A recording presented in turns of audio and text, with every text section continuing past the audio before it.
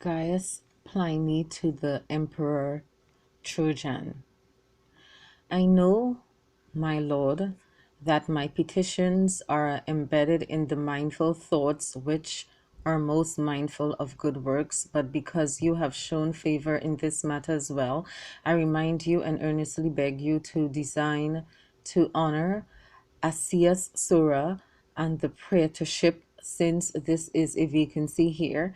He is the general most reticent in seeking this ambition, but the distinction of his birth, his loyalty, integrity, and his impoverished state, and above all, the happy augury of the times offer an incentive for these times, challenging and inspire the honorable thinking of your citizens to exploit your favor.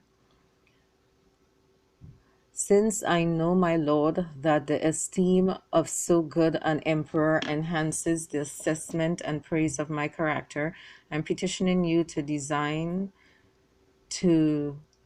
to add to my standing, to which your kindness has advanced me by awarding me the augurate or the status of septemvir, since there are vacancies in both. Thus, the virtue of priesthood, I can officially entreat the gods on your behalf, as I now entreat them with the piety of the private citizen. Best of emperors, I felicitate you before in your name and in that of the state for your outstandingly great and glorious victory, most worthy of the days of old. I beg the immortal gods that so happy an outcome may attend all the projects, and that the fame of the empire may be both renewed and enhanced by your abandoned merits. My lord, I am reporting to you that I have reached Ephesus by sea with my entire entourage, having rounded Cape Mali after being held back by opposing winds. I am confident that you regard this as your concern. I now intend to make for my province, partly by coastal shipping and partly by carriages. For on the one hand, the oppressive heat impedes overland travel, and on the other, the Etesian winds are as bar to uninterrupted sailing. Most dear Secundus, you did well to report back, for I am interested to know the nature of your route to the province. It is wise of you to decide to make use of ships for part of the journey and carriages overland for the rest according to local condition advice. My lord, I enjoy a most bracing voyage by sea to Ephesus, but once I began to journey by carriage from there, I was oppressed by the most intense heat and minor bouts of fever, so I called a halt at Pegamum. Then again, when I transferred to coastal vessels, I was detained by opposing winds, so I reached Bithynia rather later than I had expected on September 17th of September. I cannot, however, grumble about the delay, since it was my good fortune to celebrate your birthday in the province. The best of omens. At present, I am reviewing the expenditure, revenues, and debtors of the city of Prusa, and the process of handling these makes me realize that this exercise is more and more essential, for many sums of money are, for various reasons, being held back in private hands, and again, some are being disbursed on wholly illegal outlays. This is my written report to you, my lord, upon arrival. I entered the province, my lord, on 17th September and found it in that sense of obedience and loyalty towards you, such as you deserve from the whole human race. You must ponder, my lord, whether you consider the necessary to send a quantity surveyor here, for it appears that not inconsiderable amounts of money could be recovered for contractors of public works if measurements were conducted honestly. This, at any rate, I is how I foresee it, on the evidence of the Prussians, and whose accounts I am partly exercised. I only you If only you could have arrived in Bithynia without distress to your dear person and to your entourage, and if only your journey from Ephesus had been as pleasant as that which you experienced on your voyage there. I have gathered from your letter, Fundus Secundus, the date of your arrival in Bithynia.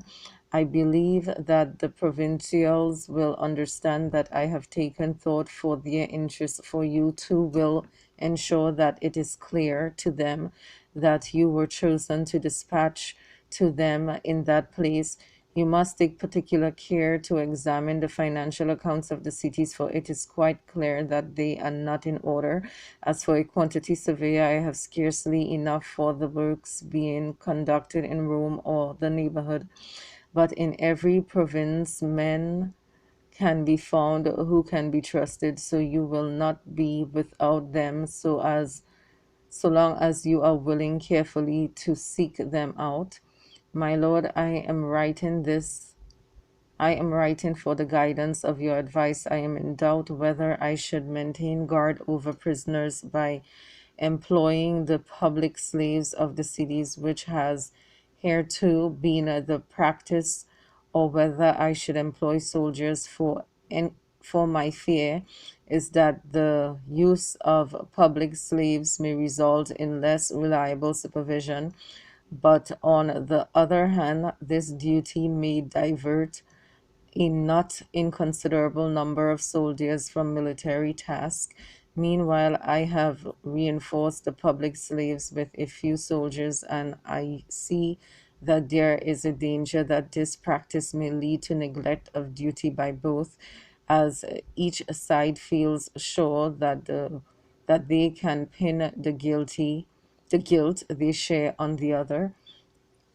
There should be no need, my fundus secunders, for more of our fellow soldiers to be diverted to guard duties over the prisons. Let us continue with the practice which obtains in your province of employing public slaves for guard duties. Instead, it lies with your discipline and careful attention to ensure that they do the job consciously. For as you write, we must be especially apprehensive if soldiers mingled with public slaves, that they become more careless, though through relying on each other.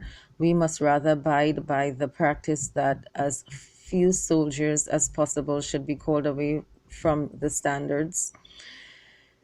Gavius Bassus, prefect of the Pontic shore, has paid me a most respectful and dutiful visit, my lord, and has stayed with me for several days, so far as I could ascertain. He is an outstanding man, worthy of your kindness. I acquainted him with your order that from the cohorts which you wished me to command, he should be satisfied with 10 first-class privates, 2 cavalrymen, and 1 centurion. He replied that this number was insufficient for him, and that he would write to you to say this. This was the reason you deterred me from opining that the troops which he had in excess of the number should be at once recalled. Gavius Bassus has likewise written to me to say that the number of troops I had included in my instruction to be entrusted to him was not enough for him. I have offered that my reply to him should be attached to this letter for your information. There is a world of difference between the needs of his situation and whether on this pretext he wishes to employ them more widely, but my concern must be solely for what is useful, and as far as possible to ensure that the soldiers are not absent from the standards. The citizens of Prusa, my lord, have public baths which are filthy and out of date, and they think it important to have a new building. In my view, you can show favor to their request, for there will be money to finance it. In the first place, there are the sums which I have already begun to recover and to extract from private citizens, and secondly, amounts which they habitually expend on olive oil, they are ready to contribute towards the building of the bath. In general, both the prestige of the town and the splendor of your reign make this demand. If the construction of the new baths is now going to impose a burden on the resources of Parisians, we can grant this request so long as no levy is imposed on them for that purpose, and that they do not have fewer resources available for necessary expenditure in the future. My deputy Civilius Pudens arrived at Nicomedia on the 24th of November, my lord, thus freeing me from the anxiety caused by the lengthy wait. Your kindness bestowed on me, my lord, have united Rusianus Geminus with me in the closest bond of friendship, for had I had him as questor in my consulship, I found him most attentive to me, and after my consulship he had shown me the same degree of respect, and he had enhanced the allegiance of his official relationship by informal gestures of service. So I am requesting your personal indulgence that you should take to your heart his high status. You will also, if you repose any trust in me, grant him your favor. He himself will ensure in the task which you enjoin on him that he is deserving of greater things. What makes me less elusive in praise of him is my hope that the sincerity, honesty, and hard work are abundantly known to you, not only from the offices which he has held in the city before your eyes, but also from the military service with you in the field. This one request, which because of my affection for you I do not yet seem to have made in a sufficient fullness, I make again and again. I beg you, my lord, to ascend to the earliest possible moment, to my joy at the illustrious standing of my questor, which through him acts my own.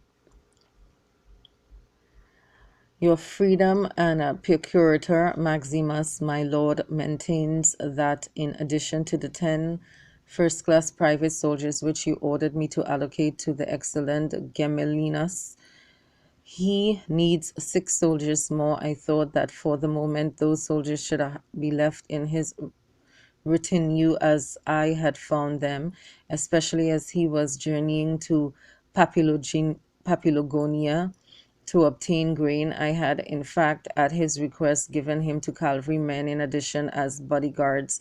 Please let me know what procedure you wish to maintain in future. You acted rightly in equipping my freedom Maximus and troops as he was setting out at the time to collect grain, for he was undertaking a special mission. When he returned to his former activity, the 2 soldiers you have assigned to him will be enough for him, together with the same number supplied by the procurator Verdius Gemellinus, whose assistant he is. Sempronius Gillianus, an outstanding young man, has discovered and sent to me 2 slaves who were among the new recruits. I have postponed pushing them until I could consult you about the nature of the punishment, for you are the one who established the military discipline we uphold. I am hesitant chiefly because though they had already taken the oath, they had not yet been allocated among the units. Please write, my lord, to tell me what course I must follow, especially since this involves a precedent. Sempronius Galianus acted in accordance with my instructions by sending you those who must be subject to formal inquiry to decide whether they appear to have deserved the death penalty. It makes a difference whether they volunteered or whether they were conscripted or were provided a substitute as substitutes. If they were conscripted, the scrutiny at recruitment was at fault. If they were supplied as substitute, the blame lies with those who supplied them. If they volunteered in full knowledge of their status, they are to be executed. It does not make much difference that they had not been allocated among the units, for the day on which they first passed muster was the time when truth of their origin was demanded of them. Saving your eminence, my lord, you must condescend to confront the worry, since you have given me the right to refer to you issues on which I have doubtful in most cities, and notably at Nicomedia and Nicaea, certain men who had been condemned to forced labor or to arena and to punishments similar to these, and performing the duties and functions of public slaves, even to the point of drawing the yearly emul- emulant, emulu, emolument of the public slave. On being appraised of this, I pondered long and hard about what I should do, for I thought it extremely harsh after such a long interval to return them to their punitive state, when several of them were now old and by all accounts were living frugal and moderate lives. Yet I thought it insufficiently fitting to keep condemned men engaged in public projects. On the other hand, I considered it expedient to feed them at public expense for doing nothing, while not to feed them was also dangerous. Of necessity, therefore, I have felt the whole issue hanging until I could consult you. Perhaps you will ask how it came about that they were released from the punishment to whom they had been condemned. I too made enquiries, but discovered nothing to enable me to make firm declaration. Though the decrees by which they had been condemned were adduced, there were no proofs which could establish that they were freed. There were, however, some who speak up entering pleas for them that they had been released by order of proconsuls or their deputies. What lent substance to this claim was that it was credible that no one had dared to maintain this without authority. We are to remember that you were sent to the province of yours, because many things appeared in need of improvement. What will and especially in need of correction is the fact that those condemned to punishment were not merely, as you write, freed without authority, but are also enrolled in the status of responsible officials, according those who have been condemned within the past 10 years and have not been released by any appropriate authority must be return to continue their sentences. Any of more advanced years and the elderly who are found to have been condemned more than 10 years ago are to be spread among duties not much different from the punishment earlier prescribed. Such slaves are usually assigned to the baths or to clearing the sewers, or again to laying roads and streets. As I was touring around a different area of the province, a massive fire, Nicomedia, burned down many dwellings of private citizens and two public buildings, the Generosia and the Temple of Isis. In spite of the road lying between them, the fire spread quite extensively, in the first place because of the violence of the wind, and secondly because of the inactivity of the people. It is clear that they stood idly by throughout. taking no action as they watched the disastrous event. In general, there was no state provision of a pump or bucket, or, in short, any means of controlling fires. I have now given instructions, and these things will be made available. But you, my lord, must consider whether you think that an association of firemen should be established, confined to a total of 150. I shall ensure that firemen only are enrolled, and that they do not exploit the rights they are granted for any other purpose. I will not be difficult to control such a small number.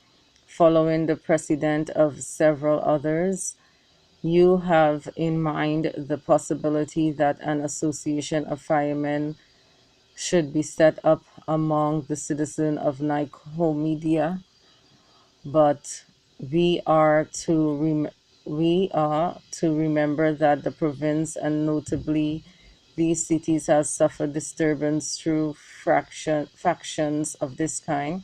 Whatever title and for whatever reason we bestow on those who join together for the same purpose, they will become cabals, and that within a short time. So it is better to make provisions for the equipment which can be of help in controlling fires, and to advise owners of property both to make use of this themselves, and if the situation demands it, to deploy for this purpose bystanders who assemble there. My lord, we have both organized and discharged the vows for your well being, by which the safety of the state is preserved. We have prayed to the gods that these vows will be forever discharged and forever fulfilled. My fundus secundus, I have learned and pleasure from your letter that you and the provincials have discharged and pronounced the vows for my safety and well-being. The citizen of Nicomedia, my lord, have spent 3,318,000 sesterces on an aqueduct. It was abandoned before it was completed and also demolished. 200,000 sesterces were then contributed towards another aqueduct, but this too was abandoned. Hence, there is need of fresh contributions so that the citizens who have disastrously squandered all that money may obtain water. I have myself visited the source from which the purest water should apparently be drawn. This was attempted on the first occasion. An arcade structure was built so that the water could reach not merely the level and the low-lying areas of the city. Arches, through very few, are still in place, and some can be erected from the dress stone removed from the previous structure. In my view, some part of it should be fashioned from brickwork, and easier and cheaper process. But what is above all necessary is that you send out a water engineer or an architect so that there may be no repetition of the previous occurrences. The one point I emphasize is that the usefulness of and beauty of the structure are to be worthy of your reign. Every effort should be made to have water brought to the city of Nicomedia, and indeed I am sure that you will tackle the project with the necessary application, but for heaven's sake, it is up to you to make careful inquiry on whose fault it is that the citizens of Nicomedia have wasted so much money up to now. One fears that people were doing each other favors when they began work on the aqueducts and then abandoned them. So let me know your findings. My lord, the theater at Nicaea, which is well on the way to completion but remains unfinished, has suckled in more than 3 million successors sesterces. This is what I am told, for the calculation of the cost of work has not been examined, but I fear that it is all in vain, for it is subsiding with huge cracks and holes, whether because the soil beneath is wet and yielding, or because the stone itself is porous and crumbling. It is at any rate worth pondering whether it should be completed or abandoned or even destroyed, for the props and bases on which it is supported below appear to me to be not as solid as the expense indicated. Many additional features in the theater, for example, halls on each side and a colonnade above the auditorium, are promised by private individuals and are still due to be built, but they are now all postponed since the theater, which is to be finished first, is not forthcoming. The Nicaeans have also begun to restore a gymnasium which was built, which was destroyed by fire before my arrival, on a far more ambitious and extensive scale than its predecessor, and they have already contributed a considerable sum towards it, but the danger is that their money was must may be wasted, for the building is badly arranged and scattered. Moreover, an architect, doubtless a rival of the one who made a start on the building, mountains that the walls, though 22 feet thick, are unable to bear the weight placed on them because they are centered on rubble within and are not faced with brick. The inhabitants of Claudiopolis are also at work on a huge bath, but they are excavating rather than building it, for it lies on a hollow site overhung by a mountain. The cost is being borne by the councillors, who, owing to your kindness, were additionally appointed. They have already, on their appointment, distributed the money, or they will make their contribution when we demand it. Accordingly, since I fear that in the first building, the money of the community, and in the second, your generosity, which is more precious than any money, is being wasted, I am compelled to ask you to send out an architect not only for the theater but also for the baths. He would consider whether it is more useful, in view of the outlays already made, to complete the work somehow or other in the way it has been begun, or to make the adjustments that appear necessary to be made, and to transfer to other sites what needs to be moved. In case, in seeking to save the money which has been spent, we spend badly the additional sums necessary. After this present juncture, you may best ponder and decide what must be done about the theater begun at Nicaea. It will be enough for me to be told of the decision which you have reached. You must then exact from private citizens the additional the additional buildings once the theater which prompted their promises is completed. The wretched Greeks are addicted to gymnasia, so perhaps this is why the citizens of Nicaea are tackling one with greater zest.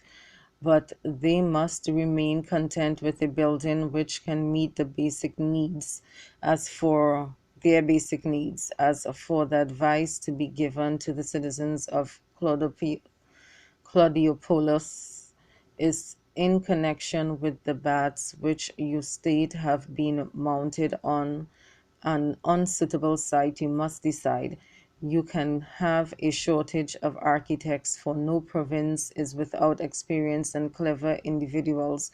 Do not imagine that dispatching one from Rome is quicker. All architects usually hail from Greece to us as well.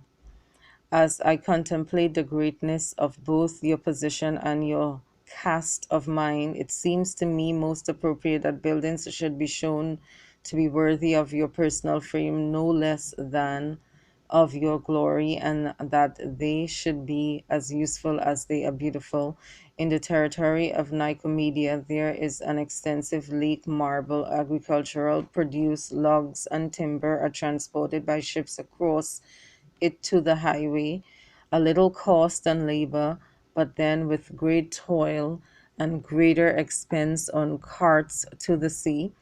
The operation demands many hands, and indeed these are not lacking, for there are large resources of men in the countryside and a huge number in the city, and there is a sure expectation that they will gladly undertake a project which will be advantageous to all. It remains for you to dispatch a surveyor or architect, if you are agreeable, to study carefully whether the lake lies higher than the sea. The draughtsman in the area maintain that it is 40 cubits above sea level. I have discovered that a canal was cut through the same region by a king, but it is uncertain whether this was to drain the water from the fields around to or to join the lake to the river, for it has been left unfinished. It is likewise uncertain whether the king's life was cut short or whether they lost hope in the success of the project. You may bear with my eagerness to promote glory, but what inspires and fires me in this is my desire that you complete what kings had merely begun. The lake you mention can inspire us to join it to the sea, but obviously a careful study must be made at least of the volume of water and the sources from which it comes, in case when it is released into the sea, the lake drains away completely. You will be able to ask Calpurnius Master for a surveyor, and I shall send out from here to you some expert in operations of this kind. As I was receiving, my lord, the very considerable expenditure of the state of Byzantium, it was pointed out to me that a delegate is sent every year with a decree to greet you, and he is given 12,000 sesterces. So, being mindful of your policy, I considered that the delegate could be withdrawn, but the decree could be forwarded. Thus, the coast would be relieved and the duty of the state fulfilled. This state has also been charged 3,000 sesterces, which, under the heading of traveling expenses, were given annually to the delegate who goes to pronounce the state's greeting to the governor of Moesia. My view was that this payment should be abolished in future. I ask my lord that you communicate your views and design either to approve my plan or to correct my error. My fundus secundus, you were perfectly correct in relieving the Besantes of the 12,000 sesterces spent on the delegate to greet me. They will perform this role even if the decree alone is sent through you. The governor of Moesia will likewise excuse them if they honored him less expensively.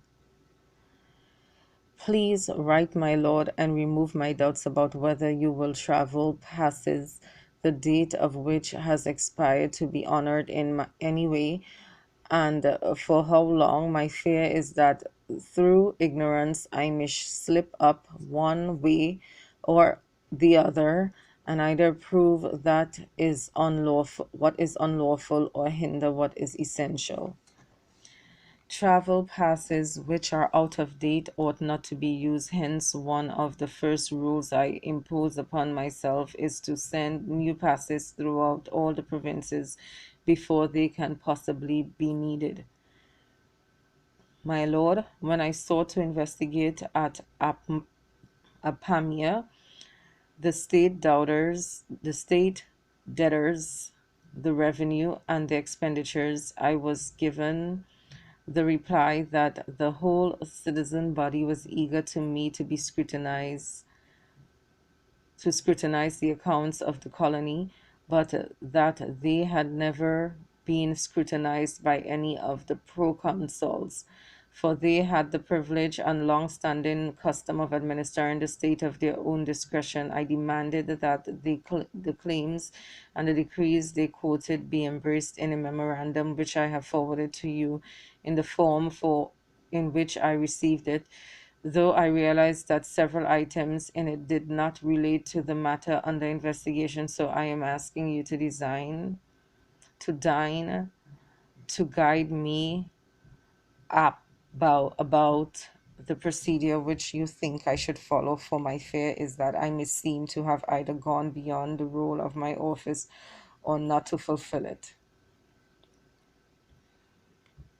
The memorandum of opinions which you appended to your letter has freed me from the need to weigh the motives on account of which they wish it to appear that those who govern the province refrain from investigation of their accounts, whereas they did not refuse to allow you to inspect them. Their worthy attitude is therefore to be rewarded by now informing them that the investigation you are about to make will carry out in accordance with the wish and without prejudice to the privileges which they possess. Before I came here, my lord, the citizens of Nicomedia began to add a new forum to the earlier one, in the corner of which is a shrine of great antiquity dedicated to the Great Mother. It must either be restored or moved to another site, especially as it stands at a much lower level than the building which is rising at this very moment. When I inquired whether any charter had been laid down for the temple, I discovered that the local form of dedication is different from ours. So, my lord, decide whether you think that a shrine for which no charter had been established can be moved to another site, or for otherwise this solution is the most practicable if there is no religious impediment. Secundus, my dearest friend, Secundus, my dearest friend, you can transfer the temple of the Mother of the Gods to a more appropriate site without any religious scruple if the situation, if of the present site seems to demand this. The fact that no chart of dedication is found should not give you pause, since a site is in a foreign city does not qualify for the dedication which takes place under our religious laws. My lord, I find it hard to express my great happiness at your arranging for my mother in law and myself the transfer of her relative Celius Clemens to the province. The gesture gives me a further deep awareness of such abundant kindness. I do not even presume to offer you like gratitude in return, however able I could be to do so. So I take refuge in prayers, begging the gods that I may be thought not unworthy of the gifts you so regularly bestow on me. My Lord, we have celebrated with the joy you merit the day on which you have preserved the empire, the shuddering by shuddering it. We have begged the gods to keep you safe and well for the benefit of the human race, whose protection and scrutiny have rested on your safety. We have led our fellow soldiers to in the declaration of the oath in the formal manner, and the provincial vied with them in swearing with the same devotion. My dearest friend Secundus, it was with pleasure that I learned from your letter of the abandoned devotion and happiness with which your fellow soldiers and provincials follow you in celebrating first day of my rule. Public moneys, my lord, through your foresight and my handling, have already been and are still being levied, but I am fearful that they lie unused, for there is no opportunity or only a most occasional one of purchasing estates, and none are found willing to become debtors to the state, especially at the rate of 12%, the rate at which they borrow from private individuals. So, my lord, consider whether you think that this rate of interest should be lowered and suitable debtors noticed by the means, and if even so debtors are not found, whether money should be allotted among the city councillors, specifying that they safeguard the welfare of the state. Even if they are unwilling and reluctant, this will be less burdensome if a lower rate of interest is established. I too visualize no remedy, my dear Secundus, other than that the level of interest should be lowered so that the public money can be more easily lent out. You must decide on the level depending on the resources of those who will borrow. It is not in accord with the justice of our times to force men to borrow if they are unwilling, when perhaps the money will remain unused in their hands. I thank you profusely, my lord, for when you are preoccupied with the greatest issues of state, you deign to guide me also on matters on which I have consulted you. I am asking you to do this now as well. A certain individual has approached me with the information that enemies of his who have been banished by Servilius Calvus, a man of great renown for 3 years, were still lingering in the province. They countered by maintaining that the same governor had restored them, and they read out his edict. This is why I thought it necessary to refer the issue to you from the beginning. Your instructions specify that I am not to restore men who have been banished by another or myself, but no provision is included for those who have been both banished and restored by another.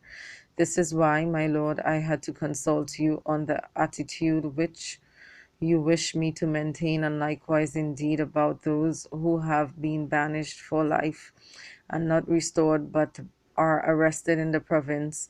For this type of case too has come to me for a decision, since one who had been banished for life by the proconsul Julius Bassus has been brought before me.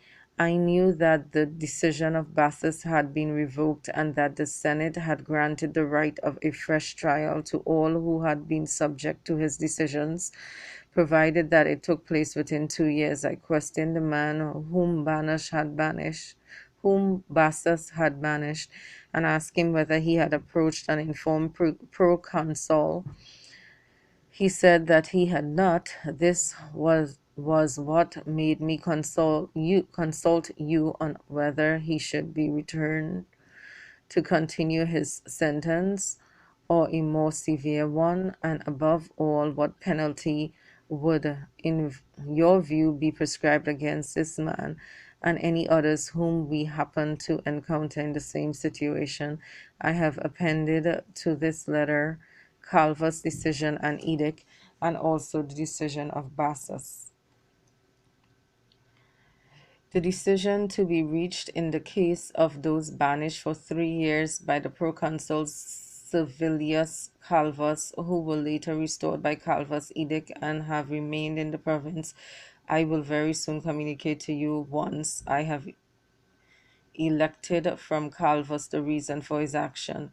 The man who was banished for life by Julius Bassus and has had the opportunity for 2 years to appeal if he thinks he was banished unjustly, and has refrained from doing so, continuing to linger in the province, must be put in chains and sent to the prefects of my Praetorian Guard, for it is not enough to send him back to continue his sentence, since he has made a mockery of it by his insolence.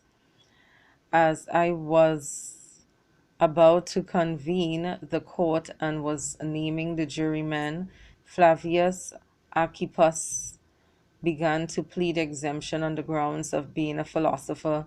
Some persons claimed that he should not be relieved of the duty to serve on the jury, but struck off entirely from the role of juryman and restored to the punishment for which he had escaped by breaking his bonds. The sentence of the proconsul Villius Paulus was read out and established that Archippus had been convicted of forgery and condemned to the mines. He produced nothing to demonstrate that he had been restored, but in support of the restoration, he presented a document which he had sent to Domitian, together with letters from Domitian attesting his distinction, and also a decree of the Prussians. He also submitted a letter sent to him by yourself, and an edict and letter from your father by which he gave proof of the benefits bestowed by Domitian. Therefore, though such serious charges were levied against this person, I thought that no decision should be reached until I consulted you on this matter, which I thought worthy of your decision. I have attached to this the letter, the documents read out on both sides. The philosopher Flavius Archippus has obtained from me his request that I should command that an estate of value about 100 sesterces should be brought for him in the vicinity of Prusa, his native city, so that the rental from it can support his family. I want this to be given to him. You must charge the entire cost to my generosity.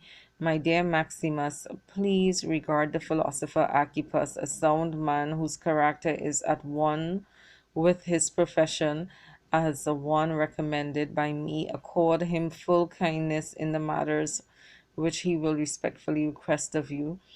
Undoubtedly, citizen, the very happiness of this era legislation legislates on some matters, and the proclamation of a good emperor is not to be awaited on those issues to which it is enough that he be understood, for the approval of my fellow citizens can guarantee, even without prompting, that I have put the general safety of all before my own peace of mind, so as to bestow fresh kindnesses and to preserve those granted before me, but to ensure that the diffidence of those who have obtained favor or the recollection of him who bestowed them does not cause uncertainty amid the public rejoicing. I have believed it to be as essential as pleasurable to confront those doubters with my generosity. I do not wish anyone to imagine that what he obtained privately or publicly from another emperor is rescinded by me, so that at any rate he owes the favor to me instead. Those favors are to be ratified and secure, nor should anyone in gratitude require to renew his pleas of the imperial destiny if the imperial destiny has shown him more benign face.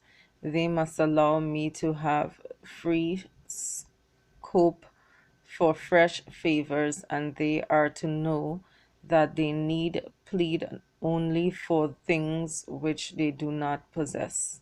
Since the disposition of all things begun and completed in earlier days is to be respected, we must abide also by the letters of the mission.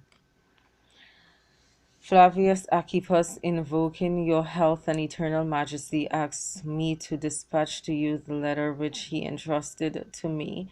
The manner of his request made me believe that I should accede to it on condition I informed the woman who was his accuser. I have received a memorandum from her as well, and have attached it to these letters, so that having heard so to say from both sides, you may consider what decision you think we should reach. The mission could indeed have been unaware of Archippus' situation when he wrote at such length about his distinction, but It is more in keeping with my nature to believe that his situation was aided by the emperor's intervention, especially as the honor of having statues raised to him was so often decreed by those who were well aware of the judgment pronounced against him by the proconsul Pallas. But my fondest secundus, these considerations do not lead to the conclusion that if any new charge is laid against him, you should consider that less notice should be paid to it. I have read the memoranda of his accuser, Furia Prima, and of Archippus himself, which you attach to your second letter. My lord, you most prudently expressed the fear that if the lake were joined to the river and thus to the sea, it will drain away. But here on the spot, I seem to have found a solution, a confront to confront this danger. The lake can be linked to the river by a canal without it being discharged into the river. A bank, so to say, can be left to contain it and keep it separate. In this way, we shall succeed in preventing the lake being drained by mingling with the river, yet the outcome will be as if it were mingled, for it will be easy to convey loads over that very narrow strip of earth lying between the means of the canal, and in this way so transfer them to the river. This will be the solution if we are driven to it, which I hope will not be the case, for the lake is fairly deep and pours out into a river on the other side. If it is closed off on that side and diverted to where we want it will discharge the same amount of water as it now bears away without loss to the lake. Moreover, rivulets develop over that area through which the canal is to be dug. If these are carefully combined, they will increase the amount of water discharged by the lake. Indeed, if it is decided to prolong the canal to drive it deeper and thus to make it level with the sea, so that the water is discharged not into the river but into the sea itself, the counter pressure of the sea will preserve and repress the water from the lake. If the nature of the site does not allow us any of these plans, it would still be possible to control the water flow by means of sluice gates. However, the surveyor, whom we must obviously send out, my lord, as you promise, will research these and other problems much more knowingly, for this project is worthy of both your greatness and your interest. In the meantime, I have written, as you recommended, to Calpurnius Macer, the man of great distinction, asking him to send the most suitable surveyor possible. My fondest seconders, it is clear that you have lacked neither practical wisdom nor thoroughness in regard to the lake, that lake of yours, since you have so many projected plans to ensure that there is no danger of its being drained, and so that it may be more useful to us in future. So choose the plan which the situation itself especially recommends. I believe that Calpurnius Mesa will ensure that he provides you with a surveyor, and the provinces of yours are not short of such craftsmen. Your freedom, your free man, your freedman, Lacus, your freedman Lacrymus, my lord, had written to say, if any delegation from the Bosporus arrives on its way to Rome, that it should be detained until his arrival. In fact, no embassy has come as yet, at least to the city where I am now, but a courier from King Soromates has arrived. I have exploited this chance opportunity in the belief that I must send him with the courier who has preceded Lycomas on his journey, so that you could ascertain equally from Lycomas and from the king's letter anything which perhaps you ought to ascertain from both. King Saromates has written to me that there are some matters which you ought to know as early as possible. For this reason, I have accelerated the speed of the courier whom I have dispatched to you with the letters by affording him travel pass.